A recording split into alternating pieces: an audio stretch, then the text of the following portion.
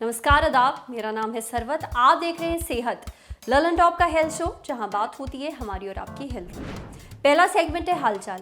आज बात करेंगे हड्डियों में होने वाले कैंसर के बारे में, यानी बोन कैंसर। दूसरा सेगमेंट है तन की बात, नहाते समय हाथों और पैरों की उंगलियों पर झुर्रियां क्यों पड़ जाती हैं। और तीसरा सेगमेंट है खुराक, यानी एक झकास सी हेल्थ टिप, जैसे कुछ ऐसी सब्जियां और फल जो पकाने के बाद और ज्यादा हेल्दी हो जाते हैं। ऋषि एक 10 साल का बच्चा है। करीब 1 साल पहले की बात है।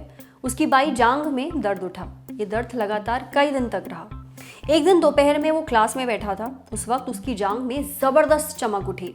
उसी दिन वो गिरा भी था। उसे डॉक्टर के पास लेकर जाया गया। डॉक्टर ने बताया कि उसको फ्रैक्चर हो गया है। फिर इलाज चला, पर दर्द जा ही नहीं रहा था। सूजन भी ज्यादा बढ़ गई। उसे दूसरे हॉस्पिटल शिफ्ट करवाया गया। अब टेस्ट में पता चला कि उसकी हड्डी में कुछ अजीब तरह का बदलाव है, जो आमतौर पर फ्रैक्चर में नहीं होता है। बायोप्सी की गई, पता चला ऋषि को बोन कैंसर है। ये हड्डी उसके हिप जॉइंट के पास थी। ऋषि के घर वाले सकते में आ गए। एक 10 साल के बच्चे को बोन कैंसर कैसे हो सकता है। 7 महीनों तक ऋषि बिस्तर पर रहा। वो चल नहीं पाता था। 7 महीने बाद उसकी सर्जरी हुई। सर्जरी के बाद ऋषि चल पाया। हड्डियों का कैंसर शरीर की किसी भी हड्डी में हो सकता है। तो सबसे पहले तो जानते हैं कि बोन कैंसर क्या होता है और क्यों हो जाता है। बोन कैंसर जो है वो अपने शरीर के किसी भी हड्डी में हो सकता है, पर ज़्यादातर बोन कैंसर्स अपने शरीर के लंबी हड्डियों में, जैसे हाथ या पैर की हड्डियाँ या कमर की हड्डियाँ, इसमें होने का चांस बहुत ज़्यादा होता है। बोन कैंसर किसी भी उम्र में हो सकता है।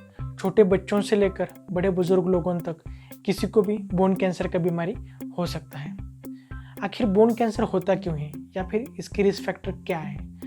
बोन कैंसर होने का एग्जैक्ट कारण हमको पता नहीं है, पर कुछ केसेस में कुछ हेरिडिटरी या फैमिली बीमारियां होती हैं जिसकी वजह से बोन कैंसर होने का चांस बढ़ जाता है, जिसमें पैगेट्स डिसीज या ली फ्यूमेनिस सिंड्रोम ये है। पर ज़्यादातर केसेस में बोन कैंसर होने का कारण हमको पता नहीं है। बोन कैंसर क्या होता है और क्यों होता है, ये समझ में आ गया। अब जानते हैं कि कैसे पता चलेगा कि बोन कैंसर है। क्या बायोप्सी से पहले कोई लक्षण ऐसे हैं जिन पर आपको नजर रखनी चाहिए, और हाँ, इसका इलाज क्या है। अभी बोन कैंसर के लक्षण क्या है।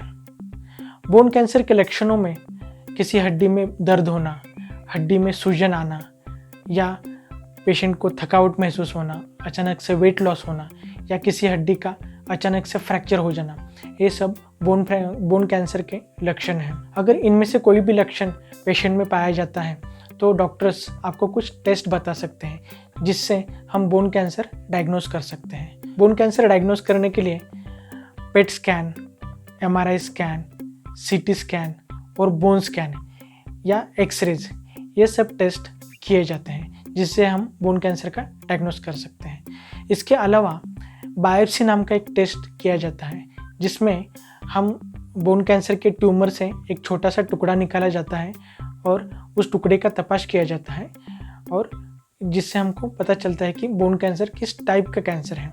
एक बार बोन कैंसर डायग्नोस हो गया तो अगला जो स्टेप है वो है ट्रीटमेंट, कि ट्रीटमेंट क्या करवाना है।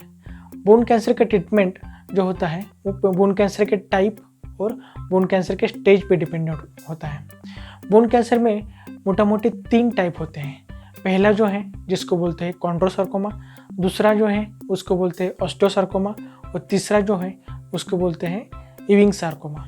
ऐसे बोन कैंसर के 3 टाइप्स हैं। बोन कैंसर के स्टेज मतलब किसी भी कैंसर का स्प्रेड कितना हो गया है, जिसको बोलते हैं स्टेज 1 मतलब कम से कम स्प्रेड है, और स्टेज 4 मतलब मेटास्टेसिस या बहुत ज़्यादा स्प्रेड हो चुका है। बोन कैंसर का ट्रीटमेंट क्या है। बोन कैंसर के ट्रीटमेंट में मोटा मोटी 3 टाइप के ट्रीटमेंट किए जाते हैं।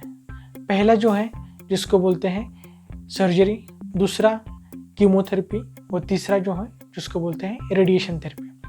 सर्जरी में हम ऑपरेशन करके पूरा गांठ निकालते हैं। कीमोथेरेपी में हम कैंसर के कुछ मेडिसिन पेशेंट को सलाइन थ्रू या गोलियों से देते हैं, जिससे ट्रीटमेंट किया जाता है। तीसरा जो है जिसको बोलते हैं रेडिएशन थेरेपी। रेडिएशन थेरेपी में एक रेडिएशन थेरेपी का मशीन होता है जिससे हम पेशेंट को एक्सरेज या गामा रेज जो रेडियोएक्टिव रेज होते हैं जिसके यूज़ करके पेशेंट का ट्रीटमेंट किया जाता है। ये हो गया बोन कैंसर का ट्रीटमेंट। कुछ केसेस में कुछ और बीमारियां होती है जैसे लंग कैंसर है या ब्रेस्ट कैंसर है जिसका स्प्रेड बोन में हो सकता है और उसकी वजह से पेशेंट को फ्रैक्चर होना या बोन पेन होना ये सिम्टम्स दिख सकते हैं। पर ये जो कैंसर्स हैं ये एग्जैक्टली बोन कैंसर नहीं है, ये इसको बोलते हैं मेटास्टेटिक बोन कैंसर, मतलब किसी और बीमारी का बोन में स्प्रेड हो जाना जिसको बोलते हैं बोन मेटास्टेसिस। इसका ट्रीटमेंट बोन कैंसर के ट्रीटमेंट से अलग होता है। डॉक्टर साहब ने जो बातें बताई हैं उन पर जरूर ध्यान दें। अब बारी है सेहत के अगले सेगमेंट की। आपने अक्सर देखा होगा अगर आप कुछ देर अपने हाथ या फिर पैर पानी के नीचे रखते हैं या फिर लंबे समय के लिए नहाते हैं तो हाथों और पैरों की जो उंगलियां हैं उन पर झुर्रियां सी पड़ जाती हैं। कभी सोचा है क्यों? देखिए, पहले साइंटिस्ट को ऐसा लगता था कि ऐसा इसलिए होता है क्योंकि स्किन जो है वो पानी को सोख लेती है।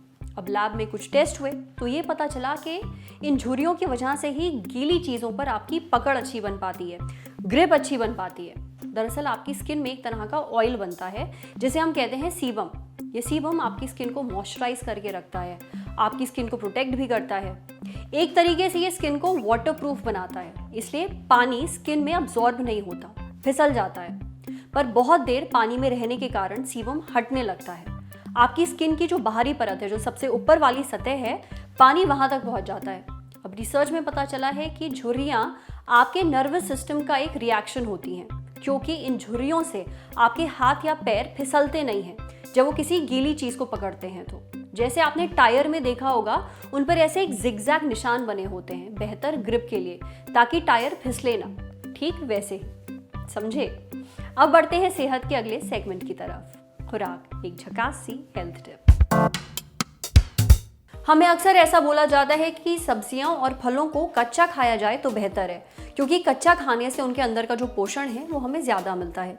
ऐसा हर बार सही नहीं होता है, क्योंकि कुछ सब्जियां और फल ऐसे हैं जिन्हें पकाकर खाना सेहत के लिए ज्यादा फायदेमंद है, जैसे गाजर और टमाटर।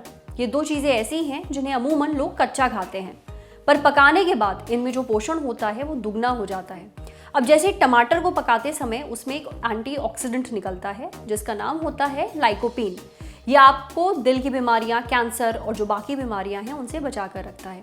साथ ही गाजर में होता है बेटा कैरोटीन। ये आपकी ब्रेन, स्किन, लंग्स और आंखों के लिए अच्छा है। तो पकी हुई गाजर में बेटा कैरोटीन की मात्रा वो ज्यादा होती है कच्ची गाजर के मुकाबले। आज सेहत में इतना ही। अच्छा, अगर आप एक डॉक्टर हैं या फिर हमसे कुछ शेयर करना चाहते हैं तो जो ईमेल आईडी इस वक्त आपको अपनी स्क्रीन पर दिख रही है उस पर हमें एक मेल भेज दीजिए। कैमरे के पीछे हमारे साथ हैं तरुण। ये वीडियो फेसबुक पे देख रहे हैं तो हमारे फेसबुक पेज को लाइक करिए, यूट्यूब पे देख रहे हैं तो हमारे चैनल को सब्सक्राइब करिए, बेल आइकन पर ज़रूर क्लिक कर दीजिए ताकि जब भी हम कोई नया वीडियो अपलोड करें तो उसका नोटिफिकेशन आप तक सबसे पहले पहुंचे। शुक्रिया। अब रोज दोपहर 12 बजे लल्लन टॉप लाएगा मैटनी शो, सिनेमा का कंप्लीट शो जहां सनसनी नहीं सेंस होगा। सोमवार बॉलीवुड किस्से, फिल्म और फिल्म वालों की दिलचस्प कहानियां। मंगलवार लल्लन टॉप अड्डा, चौचक बैठ की हेडलाइंस बनाने वाले हीरो हीरोइन डायरेक्टर के साथ। बुधवार कहाँ गए ये लोग जो कभी स्टार थे अब लगता है कि गुमनाम है, उनकी खोज खबर। गुरुवार Bharat talkies, best of regional cinema, क्योंकि हिंदी के बाहर भी जाबड़ फिल्में बनती हैं। शुक्रवार स्पॉटलाइट, हफ्ते की सबसे बड़ी सिनेमा न्यूज के हर एंगल पर फोकस। शनिवार को होगा बरगद, फिल्मों के महारथियों से तसल्ली से लंबी बात, सुकून और समझ के साथ। और रविवार को होगी सिने वेला, वेला यानी कि पीरियड, कक्षा, क्लास। ये क्लास लेंगे लल्लन टॉप के सिनेमा एडिटर गजेंद्र। क्लासिक फिल्मों और सिनेमा पर, इसके हर पहलू पर विस्तार से बात होगी। तो रोजाना दोपहर 12 बजे देखिए लल्लन टॉप का मैटनी शो।